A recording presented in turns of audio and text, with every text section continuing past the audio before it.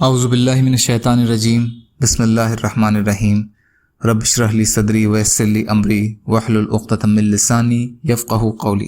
منتخب احادیث اکرام مسلم حسن اخلاق۔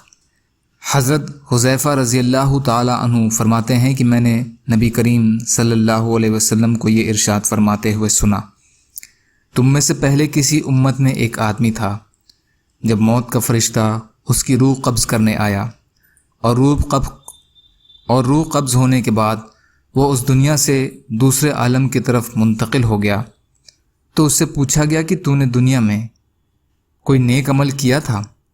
اس نے عرض کیا، میرے علم میں میرا کوئی ایسا عمل نہیں ہے۔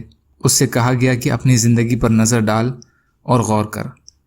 اس نے پھر یہی عرض کیا کہ میرے علم میں میرا کوئی ایسا عمل نہیں ہے سوائے اس کے کہ میں دنیا میں لوگوں کے ساتھ خرید اور فروخت اور لین دین کا معاملہ کیا کرتا تھا، جس میں میں دولت مند کو مہلت دیتا تھا اور تنگ دستوں کو معاف کر دیتا تھا، تو اللہ تعالیٰ نے اس شخص کو جنت میں داخل فرما دیا۔ بخاری کی حدیث۔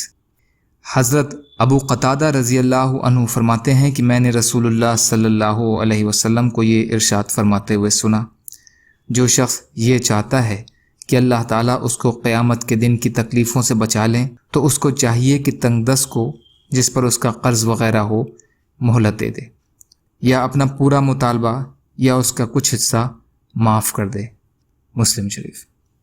یا اللہ ہم سب کو کہنے سننے سے زیادہ عمل کی توفیق عطا فرما۔ یا اللہ جو مظلوم ہیں ان کی مدد فرما، جو قرض میں ہیں ان کے قرضوں کو ادا کروا دیجئے، جو بیمار ہیں یا اللہ انہیں صحت یاب کر دیجئے۔ یا اللہ آپ قادر مطلق ہیں، آپ کے لیے ہر چیز آسان ہے۔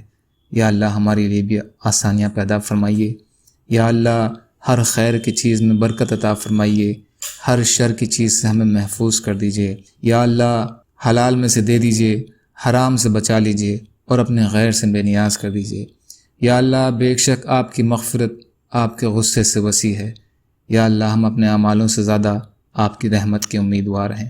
سبحان ربک رب العزت عما یصفون والسلام علی المرسلین والحمد للہ رب العالمین برحمتک یا ارحم الراحمین لا الہ الا اللہ محمد رسول اللہ۔ السلام علیکم۔